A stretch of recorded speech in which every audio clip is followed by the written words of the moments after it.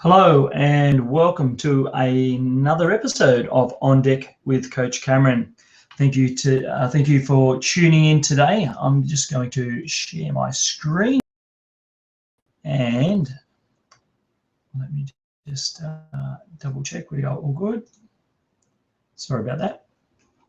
So today we are talking about the 7 steps to having your best year ever in business. So I thank you for coming along and tuning in to what is the regular podcast program On Deck with Coach Cameron, where we talk about business success and marketing. Now, if you're an iTunes user, you can find our episodes on iTunes. Just go to iTunes and search for hashtag On Deck with Coach Cameron, or you can just search for Coach Cameron Roberts and I'll pop up there. We also post the episodes on Google+, Facebook, Twitter, and LinkedIn, and again, whichever is your preferred social media channel, wherever you hang out, just search for On Deck with Coach Cameron. And please, if you're a YouTube lover, you love to use YouTube and hang out on YouTube, please subscribe to our YouTube channel. Again, all of our podcasts and hangout programs are on YouTube. And again, you just need to search for On Deck with Coach Cameron or search for Coach Cameron Roberts. That would be really great. So let's get into it. It's going to be a really short but powerful podcast program, hangout program today. We are talking about the 7 steps to your best year ever in business. Now, I know that's a big call, but I've been there and done that, so to speak, in business. I'm not just a marketer. I'm not just a consultant.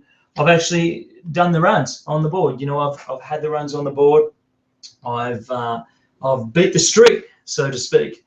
And, I've won many awards as a business owner for over 10 years. I've run my own business models. At one stage, I had 3 different businesses and 35 staff and 1,500 clients each and every week.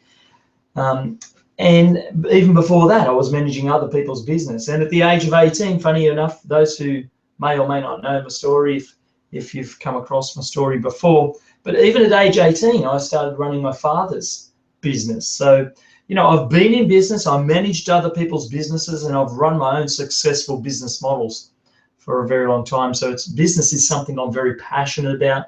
I study a lot around sales, marketing, business optimization, and I want to help you have your best year ever in your business this year. So let's get straight into it. Step 1, plan to dominate. Now, some people think that dominate is too strong of a word to use. And, I can see where they're coming from.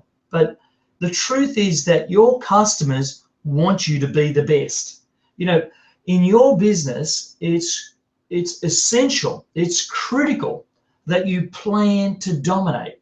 And I mean dominate your market. If you're a real estate agent, you should be aiming to dominate your local region in the real estate game. If you're a consultant, you should be aiming to dominate your region as a consultant in whatever it is that you do. If you're a solicitor, you should be planning to dominate in the particular niche that you operate in. If you're a plumber, if you're a tradie, if you're a painter, if you're a photographer, it doesn't matter what your business is, what widgets you sell, what service you provide. You could be a personal trainer, a gym owner, regardless of the business that you're in or the widgets that you sell, you must plan to dominate. You see, when an athlete goes to the Olympics and they train hard for 4 or 8 years for the Olympics, very few of them actually go with the plan to come last. You see, very few of them actually say to themselves in their head, you know what, I'm going to train for 4 or 8 years and I'm going to get to the Olympics and I'm going to come 8th. My goal is 8th at the Olympics. If I could just get 8th, I'd be happy. No, they don't. They had this dream in their mind, regardless of where they are now, that they're going to be standing on the dais with a gold medal around their neck in 4 to 8 years' time at the Olympics. They're the best of the best, and they're competing against the best of the best. And they want to have the gold medal. They plan to dominate. Well, why can't you plan to dominate in your business? You see, business shouldn't be about surviving. Business should be about thriving. Make this year your time. Make this year the year that you're first. Make this year the year in your business or sales career, the year that you're first, the year that you're number one, the year that you plan to dominate. Now, I just didn't put the word dominate up there. That would be great. But however, it's plan to dominate, you see. I want you to plan to dominate. And what I mean by that is you actually have to have a plan to be the best at what you do. You see, when I've had businesses and bricks and mortar, traditional business models, I've planned to dominate. I wanted to be the best at what I did and the service I provided. Because the truth is that your customers want you to be the best. They actually want to keep coming back to you. They want to refer their friends and family to you. They actually don't want to shop anywhere else. I mean, think of it from your point of view. When you're a consumer and you go to buy something, how frustrated do you get when you've got to waste time and energy shopping around? How frustrated is it when you come across a business? How frustrating is it when you come across a business who let you down? I know, we've just bought a couple of C-scooters for our kids, and they both worked well for one day. And then after one day, it was obvious that one of the batteries was not working properly. It was, it was a faulty battery, because it's the thing stopped working. The little C-scooter stopped working. And for those who don't know what a C-scooter is, it's a little thing you put in the ocean or the pool, and you hang onto it with your hands, and it pulls you along underwater. It's used for scuba diving and snorkeling. And we just bought a couple for the kids to play around in the pool and the lake. And they think they're great. They're like little mini jet skis, right? They just go along and hang on. These things take off and off they go. And I get on them, and I'm a big kid myself. You can tell by the tone in my voice, I love them as well. And they're like, Dad, give them back, give them back. But anyway, so we bought these two C-scooters. And, for the first day, they were great. And then after the second day, it was obvious one stopped working. So it was obvious there was something wrong with it. And I pulled it apart. We had a look at it, put it all back together, tried it again. No, still didn't work. So then I took the battery out of it and replaced it with the battery that was in the other one. And the battery's like, probably twice as big as your hand. It's a massive battery. It'd be as big as a normal book. And it probably weighs about 3 kilos. It's a massive battery. The battery is actually heavier than the C-scooter, right? The little thing that you hold with the propeller on the back of it. So the C-scooter would probably be, maybe 80 centimeters long, and 30 centimeters wide at the end. So it's, with a propeller. So you kind of get the idea, whereas the battery's as big as a book, but the battery weighs as much or more than the actual device, the scooter. So I swapped the batteries over, and sure enough, the battery that was working made the other scooter work. So we knew the problem wasn't the scooter, wasn't the motors in the little C-scooters, was actually the battery. And so we called up the guy who we bought them off. And mind you, these little C-scooters, they were like $550 each. They weren't like, cheap. So we called the guy up and we said, hey, listen, we got these C-scooters off you. We paid you over $1,000 for a couple of C-scooters, and they work great for a day. The kids have fun. But the battery's gone in them. One of the batteries is just faulty battery. And you wouldn't believe it. This guy, he wouldn't do anything but sell us another battery. And I'm like, I couldn't believe his lack of service. This guy is not planning to dominate. He's not planning to provide the customer with the best possible option. I mean, a new battery for us to buy off him would have cost us $125. Now, maybe it would have cost him, $60, $80 at most, to ship us another battery and look after us as customers who have just bought $1,000 product, $1,000 worth of products off him. There's plenty of other brands that I could buy C-scooters and jet skis from. One of my goals is to have a jet ski next year. We live near the lake, very close to, one of Australia's most beautiful lakes, coastal lakes. And it's actually Australia's largest saltwater coastal lake. And, you know, it's a great place for sailing and all sorts of water sports. You know, we've got kayaks and stuff like that. And I've always wanted a jet ski, never got around to getting one. So I want one for next year. And, you know, guess what? I'm thinking twice about which brand I'll have, because I don't want to buy the same brand as EC scooters, because that's the guy who I know I'll have to buy it off. And if something goes wrong, I know how he services customers after the sale. You see, your customers actually want you to dominate. They want you to provide them with the best possible service. When something goes wrong, they want you to fix their problems quickly. They want you to, you know, do your very best. Your customers actually don't want to shop around. I don't want to shop around. So now the battery's broken, you know, we've got to shop around and find someone else to fix the battery. That's a pain in the rear end. And you know what that's like as a consumer. You see, your customers need you to dominate. They actually need you to be first in the marketplace. They want you to provide them with the best possible service. And I know many of us, you know, we get complacent. We get to a point in our business where, you know, we've been doing all right for a couple of years, and maybe you got to a place where you're happy with the amount of money that you made. You drive a nice car, you've got a great house, you've got a boat, you've got all the, you know, the items that you want that you've ticked off on the bucket list. And maybe you're just a bit complacent. Maybe you've got to that place where you kind of know you're making great money, but you're not providing the service that you know that you could provide if you stepped it up another gear. Well, can I encourage you to plan to dominate this year? Plan to dominate the marketplace. And I don't mean, you know, by dominating, you know, you put everyone else out of business. No, I don't mean that at all. I mean that you've got a plan to dominate by being first in your customer's mind, by dominating in your customer's mind, so that when they think of your product or service, or when their friends are talking about, you know, the product or service that they just bought, they're going to think of you. You're dominating the vision that they're thinking about. You're dominating the words that they're saying about your business, because of, you know, how high you've set the bar and how well you serve them and the products that you deliver to the marketplace. So it's very important that you plan to dominate, and you've got to have a plan. It's something that you really do have to think out, and you have to strategize with your team, your managers, your team, and it's a conscious decision. It's a conscious decision to dominate in the marketplace. So step number one, and I know I've spent probably a little bit too long on this first step, but I just wanted to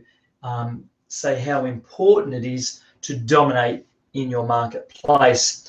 Step number two, which kind of, you know, leads in from the story that I just told about the scooters, and that is under promise and over deliver.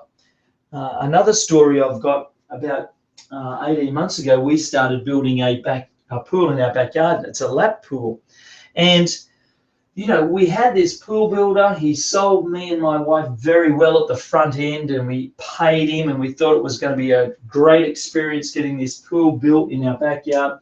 Well, needless to say, you know, we had a negative experience through the whole building process. Now that they've gone and we've got our pool finished the way we wanted, that's great. But during the process, you know, they didn't backfill our pool in time. So it caused half of our slope. We were on a sloping block, and they had to cut the pool out of the sloping block. And rather than backfill straight away, they left it for weeks, which caved in the rest of our garden. So we literally lost another 30% of our garden.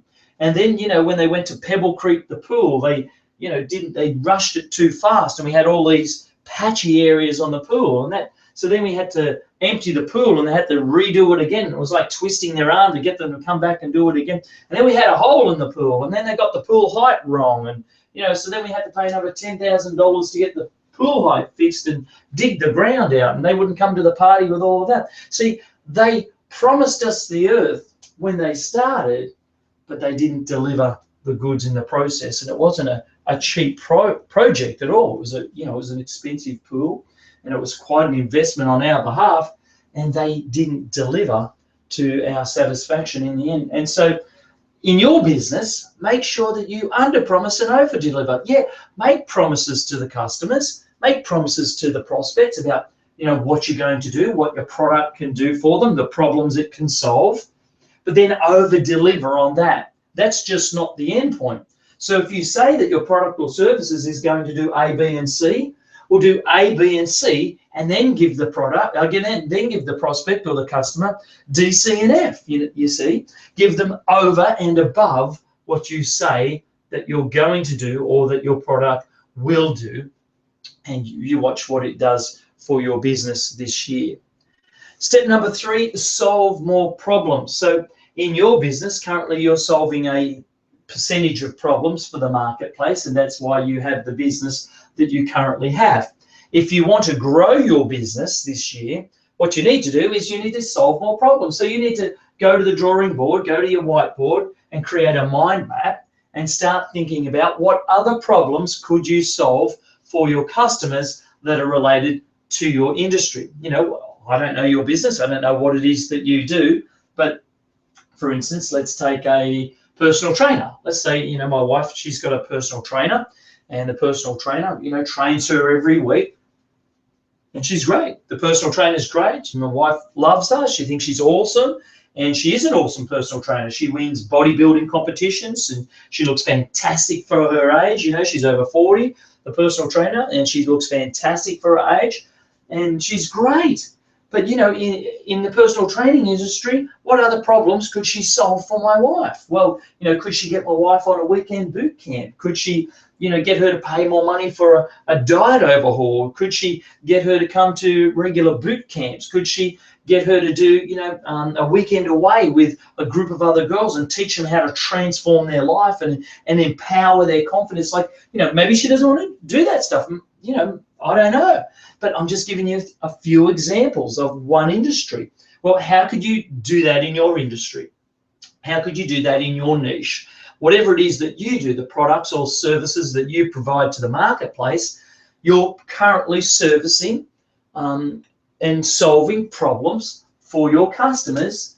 Well, if you want to grow your business, how could you solve more problems? Maybe you need to solve more problems from your current products and services. Maybe that's it. Maybe you need to expand your products and services. Hey, you know what? Maybe you need to change your products and services. You know, I know of a couple of businesses who have contacted me and they haven't come on board with my programs.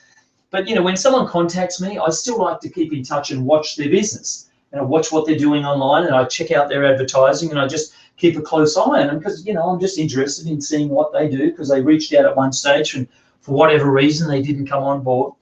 And often I find is that the ones that I've been tracking over the last 6 months, they haven't changed their products or services. They're still offering the same core products and services, and they're not solving any more problems. So maybe for you, if you're not getting the results that you want, it could be a case of changing your core product or service. You know, if you're not getting the results you want, maybe it's time to solve some different problems. If you're getting the results you want and the core products are great, well, maybe you need to, you know, add on some products. What are some products you can bolt on to your core products and services, and you can solve more problems, you know, then? So because, you know, the truth is the more problems you solve, the more sales you make, you know. So people are going to pay you because of the problems you solve for them. That's what people are looking for. People are looking to you as a professional problem solver. That's what you are in business. That's what you are in sales. You are a professional problem solver. And the more problems that you can solve, the more sales that you can make, the more revenue you can generate, the better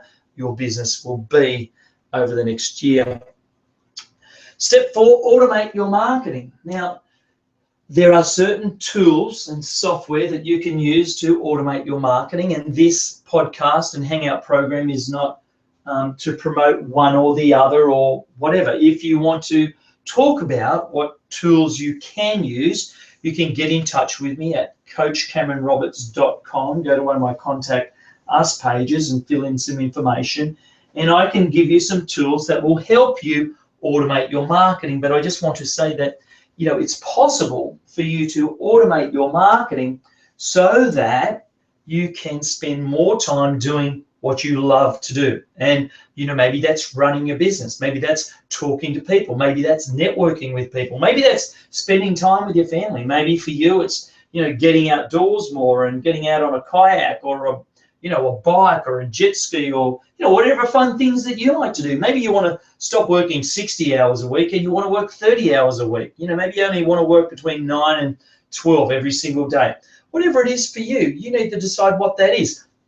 However, automating your marketing can help you do that, because traditional marketing is that you've got to put, effort in to get a result. So if you want more customers, what could you do? Well, you could come up with a newspaper ad, and you've got to ring up the newspaper people and put in an ad, and then people ring you up, and then you've got to try and convert them on the phone, and that becomes time consuming, and then you've got to follow them up again because they're not ready to buy, they're just making an inquiry, and all of that. You see, the market's changed. If you haven't realized it yet, the buyers are in complete control of the sales process. They come armed into your business with all the information they need to know to make a buying decision. They know what they want. They are intelligent. Buyers are more intelligent than they've ever been before in the digital age, in what I call the relationship economy.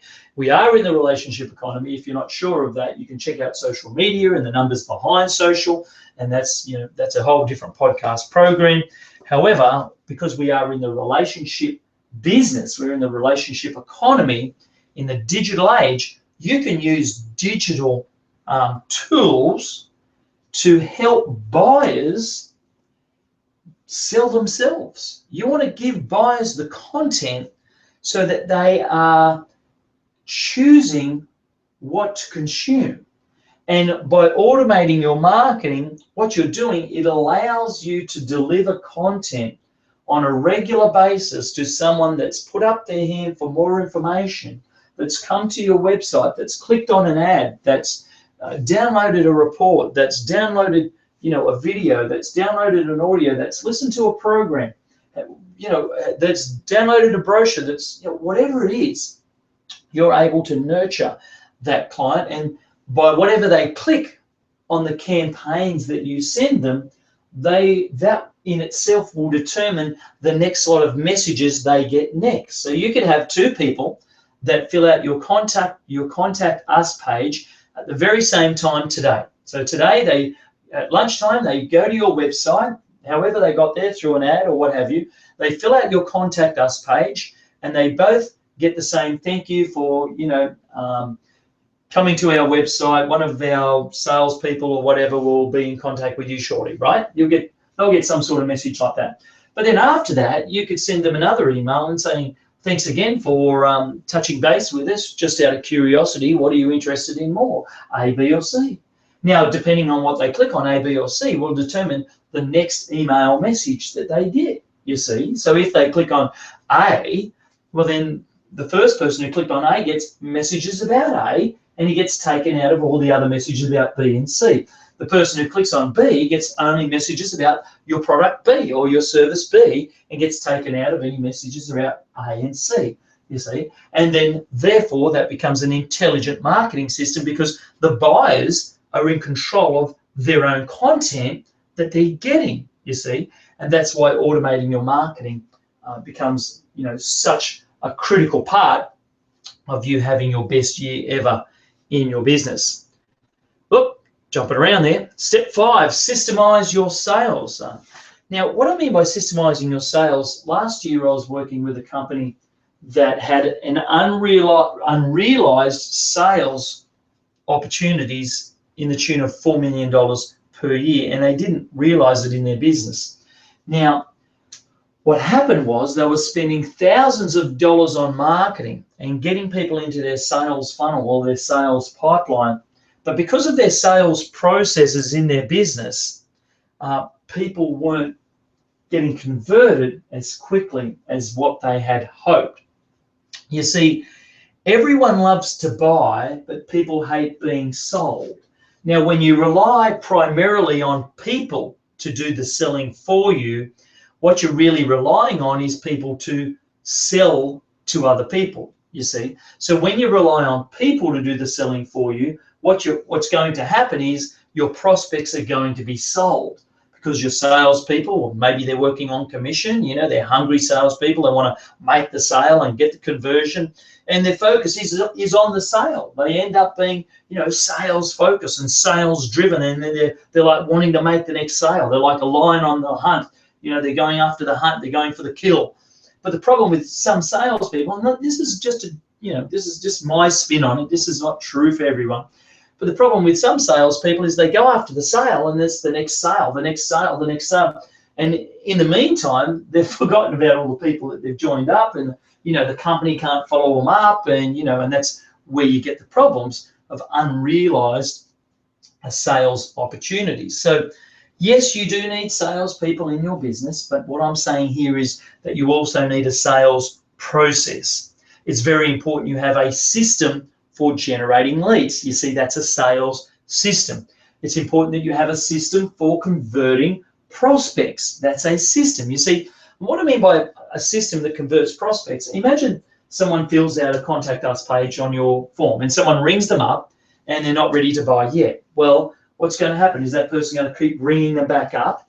No. See, what you've got to do, you've got to start pre-framing that prospect. You've got to start preconditioning that prospect through a conversion system, you see. So, what do you send them? What do you give them? What information do they get that allows you to be positioned in a different light or a better light than your competition? You see, that's a conversion process. You need a system for closing the sale.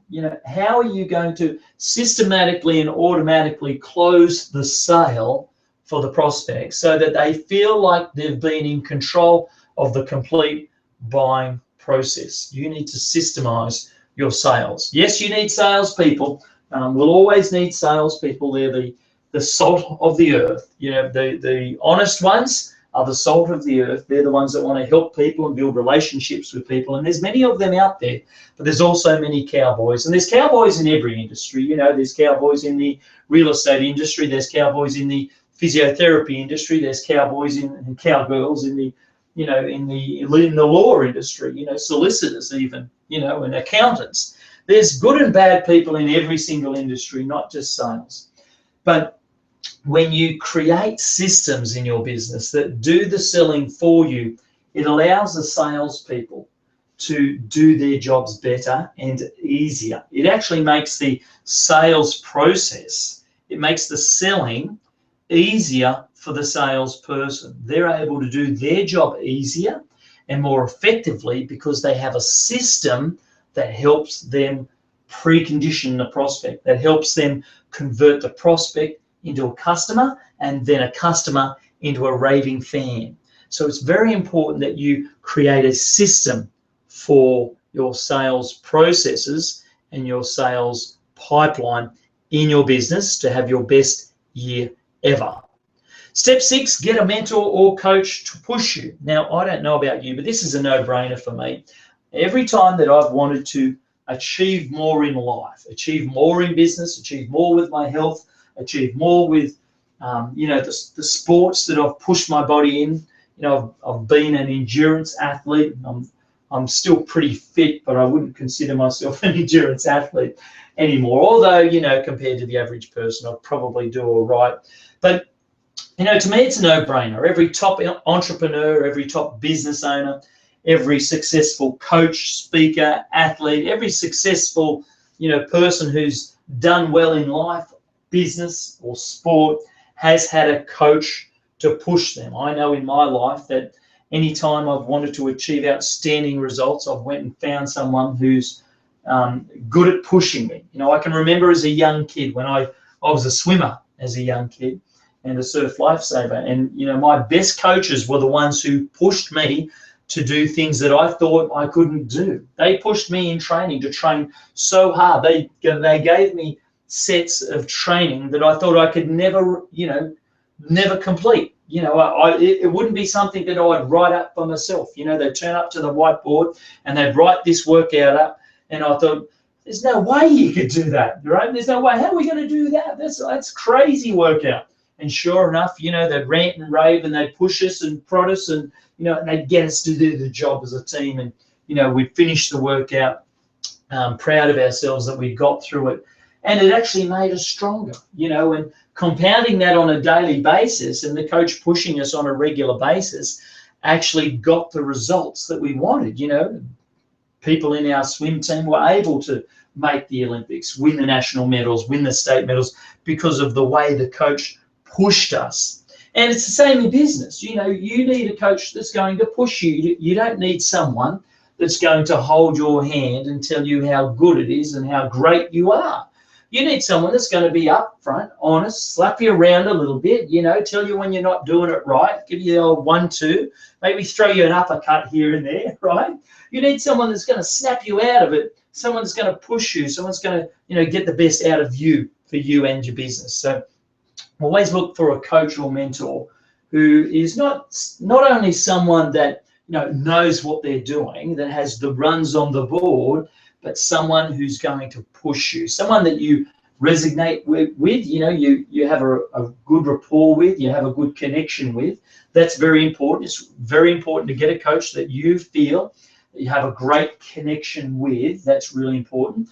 And the second most important thing about finding a coach or mentor is to find someone who can push you. And I believe in my heart that any time that you want to excel in life, you've got to get a coach or a mentor and find someone who is prepared to be honest, to be upfront, to give you an uppercut, to slap you around and keep you accountable to your business and your financial objectives. Okay, step number 7, test and measure everything, and I put in brackets everything in your business. So, are you testing and measuring your sales processes? How are they tracking? How have they been tracking over the last 12 months? If you want the next 12 months to be your best ever in business, well, can I encourage you to go back over the last 12 months and look at some of your sales processes? How have they gone? You've tested them in the marketplace already. How have they gone? How have they been going? What sort of processes have you been doing? What's been working for you? What hasn't worked for you? What do you need to change? What do you need to tweak? The same with your marketing. You can pretty much test and measure most things in marketing in the digital age, especially anything that you do online. You can do A and B split testing. I'm in the process at the moment of writing my next book, and I won't tell you what the heading is because I'm working on it at the moment. I'm testing and measuring it. I'm testing it in front of hundreds of people at a time. I'm getting people to fill out surveys, and there's a particular site that I use, and I've tested headlines, and I've found out which headline is more attractive over the other, 9 or 10 headlines that I've tested in that market. So in marketing, you need to test and measure everything. Never leave anything to chance. Run a test to a small group. So if you're, for instance, if you've got a new campaign that you want to do or a new product that you want to launch, test it to 100 people on your list. Test it, maybe you don't have 100 people. If you've only got 100 clients, test it to 10 clients. If you're a small personalized business like a dentist or a physiotherapist, and maybe you only have, 100 clients, well, test it to 10 clients and see how that goes. Maybe you're a big business with 10,000 clients. Well, test it to 1,000 clients and see how that goes, right? So test and measure. Once you've tested it and then you've measured it, then you can tweak it. Now, test your effectiveness as a leader. So in your business, the next area that you need, we said the first ones, you need to test and measure your sales processes. You need to test and measure your marketing. And the third area that you need to test and measure is your effectiveness as a leader. You see, you as the business owner are a leader. And even if you are the only person in your business, what I mean by that, maybe you're a coach or a consultant, or you're a solo entrepreneur, and that's great. That's a great business to be. But you've got to test and measure your effectiveness as a leader. How effective are you as a leader? If you've got a staff of 5, 10, 20, 30, 50, 60, 100, test and measure. Go to them, ask them, do in-house surveys, have team meetings. Find out what you've got to do to become an effective leader. How can you improve your effectiveness as a leader? You need to test and measure that. The fourth area that you need to test and measure is your staff's performance, their productivity, their salesmanship, their professionalism. How can you test and measure, the staff and the team that you work with on a regular basis? And test and measure your conversion rates in all areas of your business, online and offline. How well do you convert a customer online? How well do you convert a customer offline? And you'd be surprised that many businesses, when we first ask them this question about conversion rates. You say, how many people do you convert from a phone call into from a prospect that calls up who's a prospect into a customer? Many businesses will say, oh yes, we convert 80% of our phone calls into customers. And then when you test that, and you say, okay, what we're going to do, we're going to start testing this. And what we want to do is we want to record every single phone call that your people have, and we want them to test how many conversions they actually make. And what you actually find is that, most businesses that do this have a conversion rate of 30 to 50% at best. So, yes, it's true. Maybe you are, maybe you're great at what you do and you do convert 80%. However, I just want to encourage you to test that, because often what we find, the bulk of people who say they do 80% conversion rates off a phone call or off an inquiry actually don't. Once you start tracking that and recording that down, we see that those numbers are often halved, or at least drop down by another 20 or 30%. So where it's 80%, it might only be 50 or 60%. So that's a lot of lost opportunities still left on the board. So test and measure your sales processes in your business. Test and measure your marketing in your business. Test and measure your effectiveness as a leader. Test and measure your staff's productivity, their performance, and their salesmanship. And test and measure your conversion rates, both online and offline, in your business. Well, that's a wrap for me. Thank you very much for listening to this podcast program, which is the 7 steps to having your best year ever in business. I thank you very much for tuning in. If you're a iTunes fan, please go to iTunes and download our regular and subscribe to our regular iTunes podcast program, On Deck with Coach Cameron. You can find us there, and also on YouTube. If you're a YouTube lover and you love to hang out on YouTube and all that sort of stuff, go to YouTube and subscribe to our program. Well, this is Coach Cameron signing out. I look forward to catching up with you and talking to you next time. Please leave me a comment below if you're listening to this on any social media channels. I'd love to connect with you. Okay, this is Coach Cameron signing out. I'll talk to you really soon.